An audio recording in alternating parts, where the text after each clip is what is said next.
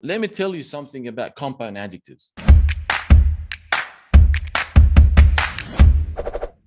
When you have a compound word, this means it is a word that consists of more than one word. Could be 2 words, sometimes 3 words, sometimes 4 words. And when we spoke about compound nouns, I told you, for example, when you say car park, this is a compound noun. Ice cream, this is a compound noun.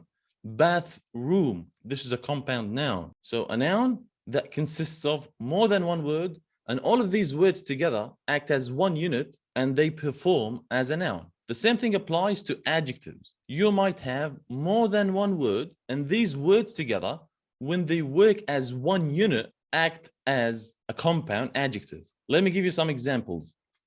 When you say good looking is a compound adjective. Obviously, the word girl is not part of the adjective. I just added it to show you the noun this adjective is describing. So good looking. This adjective consists of 2 words, good and looking. Good on its own is an adjective. Looking is a verb plus ing. The same thing applies to this adjective, English speaking.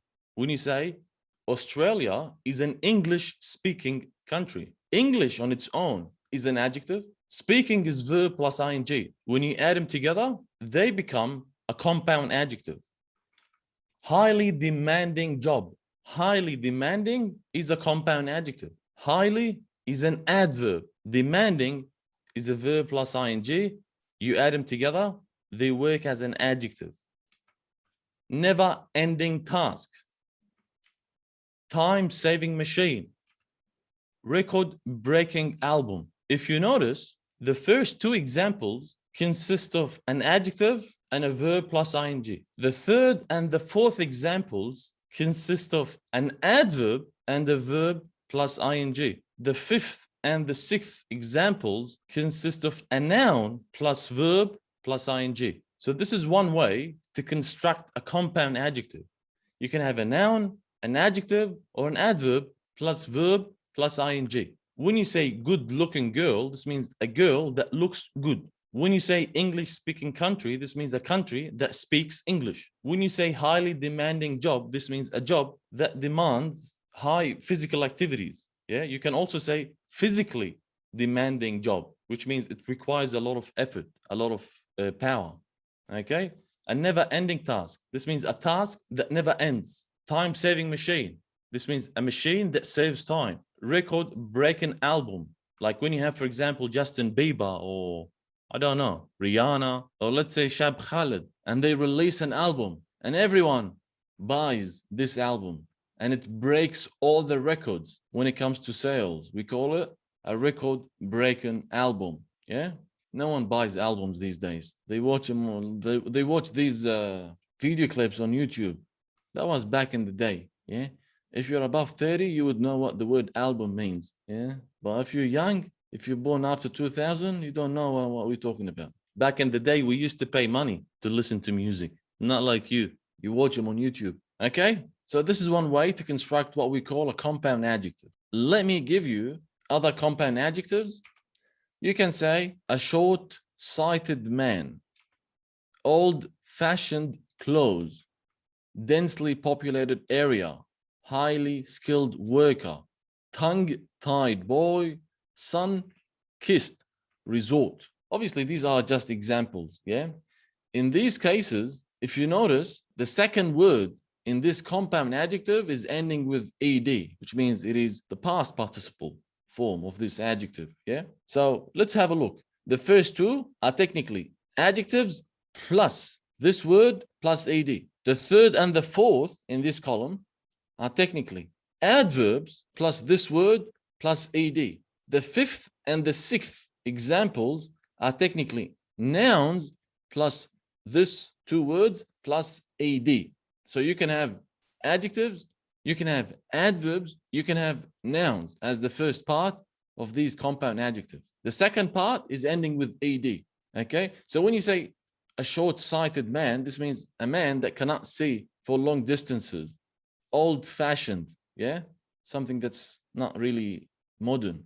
Densely populated, this means it's an area with a lot of people who live there. Yeah, like densely populating the area. Highly skilled worker. This means it is a worker that is highly skilled. Tongue-tied boy. This means a boy who doesn't talk that much. Like when you have your tongue tied, this means it's not moving. This means you're not talking. Sun-kissed resort. A resort that is technically in the sun.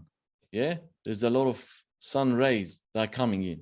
Okay, you can also say, I look sun-kissed. This means you're getting a good color because you've been laying in the sun for a long period of time. Yeah, sun-kissed. Yeah, but might be informal. Okay, and these words, let me tell you something. These words that are ending with ed, they do not have to be verbs in this case. Like for example, when you say skilled, the word skill is not a verb. Sometimes when you want to compose a compound adjective, the second part does not really have to be a verb to add ed to it. For example, you can say this. This is a blue-eyed man. Blue-eyed. You can say, this man is short-haired. This means his hair is short. Yeah. This is a double-faced guy. Double-faced. Yeah. Well, these ones can technically be verbs as well. But I just want to tell you that the second part does not really have to be a verb. Sometimes it can be a verb. Some other times it's not a verb. You can also say, this is a long-nosed guy. Yeah, like with a long nose. Okay. This means this guy lies a lot. Yeah. So don't be long-nosed. Other compound adjectives, other examples, last minute solution, high quality product, 8-hour shift, 10-year-old boy, hands-on experience, world famous singer, smoke-free area, part-time job. The last column on the right side, these are like miscellaneous types of compound adjectives. So if you look at the last row on the right-hand side, there's different ways to construct a compound adjective. When you say last minute, the first part of this adjective is an adjective. The second part is a noun. When you say high quality, the first part is an adjective. The second part is a noun. When you say 8-hour, same thing. The first part is a number, which is technically an adjective. Numbers are adjectives, by the way. Hour is a noun. When you say 10-year-old boy, we have 3 words here. I will talk about this one in the coming slides. Hands-on, you have a noun, and then you have a preposition. World famous, you have a noun, and then you have an adjective. Smoke-free, you have a noun, and then you have an adjective. Part-time, you have 2 nouns. So to construct a compound adjective, there's no like specific rules to construct a compound adjective. Some adjectives, you have to memorize them by heart. Okay? Some of them you can construct them, but the other ones, you should memorize them. Like when you say hands-on experience, which means practical experience. Yeah? And all the other ones, I think, are self-explanatory. Let me tell you something about compound adjectives. And I'm going to tell you this in the coming slide. Okay? So what I want to tell you in this slide is there are many ways to construct compound adjectives, but you should know that these words are technically a compound adjective. Why? Because of the use of this hyphen, if you notice. There's a hyphen between these words. If you don't use a hyphen, you are going to lose marks, especially when you are writing. Let me give you some examples so you understand. So, regarding compound adjectives, sometimes we have to use a hyphen. Sometimes you don't use a hyphen. How can we decide? Let me show you some examples, and then I'm going to explain using these examples. The hyphen is the small dash, if you don't know. Yeah.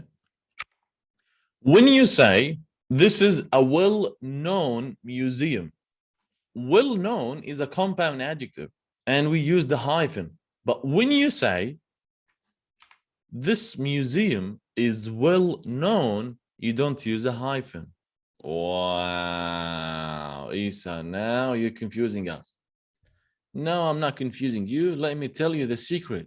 When this adjective comes before the noun it is describing, you use a hyphen. In the first example, the word museum is the noun that the adjective is describing. And we have the adjective, which is well-known, coming before the word museum. That's why we use the hyphen. In the second example, the 2 words, well and known, are coming after the word museum, That's why we're not using a hyphen between these two words. The same thing applies to this example. This is a brightly lit room, and this room is brightly lit. Lit, if you don't know, is the past participle of light. Light as a verb, when you make something light. So light, lit, lit, not let, lit. Okay, this means this room is full of lights. Yeah, same thing. The adjective in the first example is coming before the word room, which is the noun this adjective is describing. In the second example, brightly and lit are coming after the word room, which is the noun these two words are describing. The same thing. This is an up-to-date report. This report is up to date.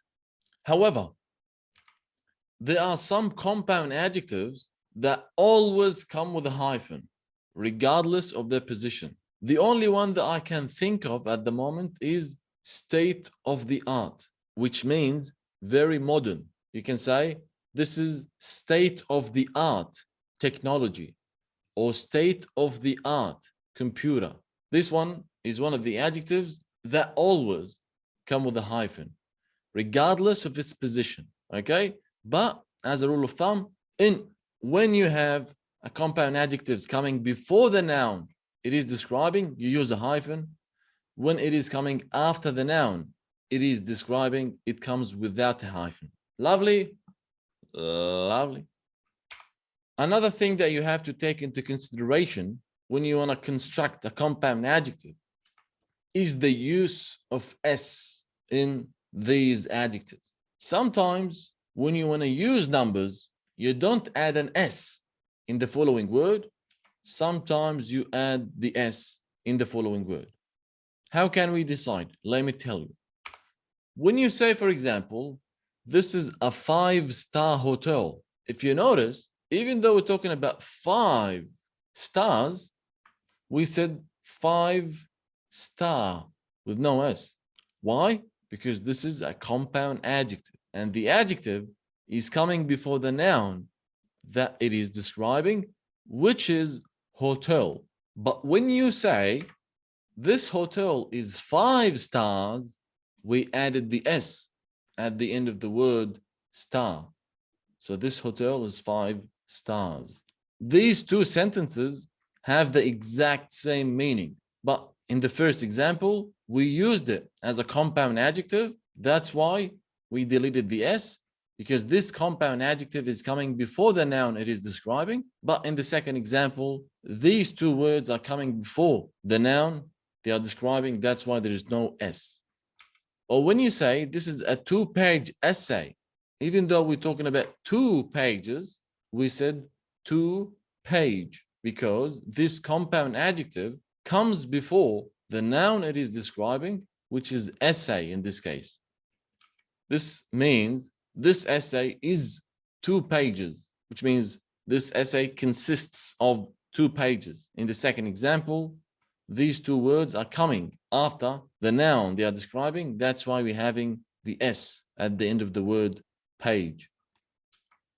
Or when you say we took 2 10-minute breaks. Focus here, because this one is a little bit tricky. Here we took 2 breaks. Each one of the breaks is 10 minutes. So this means we took 2 breaks, each of which was 10 minutes. But in the first example, we did not say 10 minutes because 10-minute as a compound adjective is coming before the noun this adjective is describing, which is breaks. That's why we did not add the s. In the second example, we added the s because these 2 words did not come before the noun they are describing. And if you notice, in the last example, we have breaks, because look at the color coding here. I want you to pay attention to the color coding. In the first example, we said this is a 5-star hotel. So even though we have 5 stars, we said a, because a refers back to hotel. The article a is connected to the word hotel. And here, in the second example, the article a is connected to the word essay. In the third example, the number 2 is connected to the word breaks. Okay, so focus. Okay, so The last one is a little bit tricky because we took 2 breaks. If you took 1 break, you can simply say we took a 10-minute break. This means we took only 1 break, which is 10 minutes. Okay. So when you use numbers in compound adjectives, you don't add s in the following word. Okay. One recent example that I heard in recent days is about Big Ramy, Mr. Olympia. They said Big Ramy is a 2-time Mr. Olympia. This means he won Mr. Olympia, which is a championship, 2 times. But they said he is a 2-time champion. He is a 2-time champion, which means he's a champion for 2 times. Okay. You can also say, let's take a 5-minute break. Yeah. You hear it all the time, and I want you to pay attention to it. It's not a mistake. This is the correct use of it. Okay. So this is about compound adjectives. Another piece of information that you should know about compound adjectives is in the IELTS exam, especially when you're writing essays and when you're transferring your answers to the answer sheet in the listening and in the reading exams, they count these adjectives when they come before the noun as 1 word. For example, when you say he is a well-known actor, well-known is counted as 1 word. Okay. But when you say this actor is well-known, well-known in this case are 2 words. Okay. So when you have a space between these 2 words, this means that these 2 words are counted separately. When there is no space, this means these words are counted as 1 unit. Okay. And word count is very important in the listening, in the reading, and in the writing exam. That's why I'm telling you this.